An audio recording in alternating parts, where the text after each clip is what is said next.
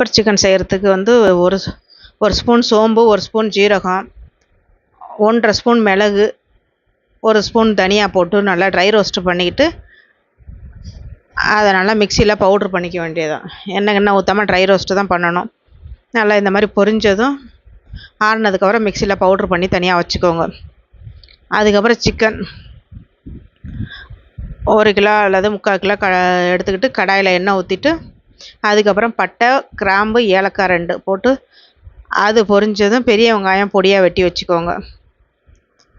அதையும் போட்டு தாளிக்க வேண்டியதான். தக்காளிலாம் போடக்கூடாது அதுக்கு. இது பொரிஞ்சதும் இதுக்கப்புறம் வெங்காயத்தை போட்டு வதக்க வேண்டியதான். வெங்காயம் போட்டு நல்லா வதங்கிறதுக்காண்டி சால்ட்டு போட்டுக்கலாம். அதுக்கப்புறம் இஞ்சி பூண்டு பேஸ்ட்டு அது 1 ஸ்பூன் அல்லது 1 1/2 ஸ்பூன் போட்டுக்கோங்க. போட்டு அதையும் நல்லா சேர்த்து வதக்கிக்க வேண்டியதான். நல்லா வெங்காயம் நல்லா வதங்கட்டும்.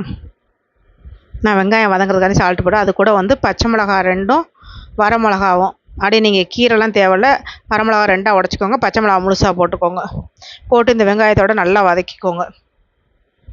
வதங்குறப்ப இஞ்சி பூண்டு பேஸ்ட்டையும் போட்டுக்கிட்டு, இந்த மாதிரி நல்லா வெங்காயம் வதங்கினதுக்கப்புறம் இஞ்சி பூண்டு பேஸ்ட்டு போட்டு இதையும் வதக்கிக்கிட்டு, அது கூட சிக்கன் போட்டு அதையும் நல்லா பரட்டிக்கோங்க. பெப்பர் சிக்கனுக்கு நல்லா இருந்துச்சு, டேஸ்ட்டு டிஃப்ரெண்ட் டேஸ்ட்டாக இருந்துச்சு. ட்ரை பண்ணி பாருங்கள். நீங்கள் கறியும் போட்டு நல்லா வதக்கிக்கிட்டு, அதுக்கப்புறம் நம்ம அரைச்சி வச்சுருக்கோம்ல மசாலா தனியாக வறுத்து, அதை சேர்த்து கொட்டி மஞ்சத்தூள் மட்டும்தான் போடணும், வேறு எதுவும் தேவையில்ல இதுக்கு. அந்த பெப்பர் காரமே போதும். நல்லா இருந்துச்சு டேஸ்ட்டு. அந்த அரைச்சி வச்ச மசாலாவையும் போட்டு நல்லா வதக்கிக்க வேண்டியதான்.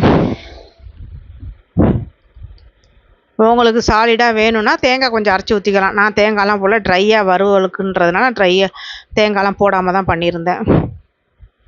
அதுமாதிரி இது மாதிரி நல்லா வதக்கிக்கோங்க. மஞ்சத்தூள் மட்டும் போட்டுக்கோங்க, வேறு எதுவும் தேவையில்ல. உப்பு பத்தலைன்னா உப்பு போட்டுக்கோங்க, அவ்வளோதான்.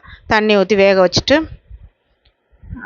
அதுக்கப்புறம் எடுத்து சர்வ் பண்ண வேண்டியதான். நல்லாயிருக்கும் டேஸ்ட்டு. ட்ரை பண்ணி பாருங்கள் ஃப்ரெண்ட்ஸ்.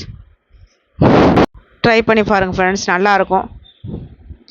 ட்ரை பண்ணி பார்த்துட்டு சொல்லுங்கள், கமெண்ட் பண்ணுங்கள், சப்ஸ்கிரைப் பண்ணுங்கள், லைக் பண்ணுங்கள்.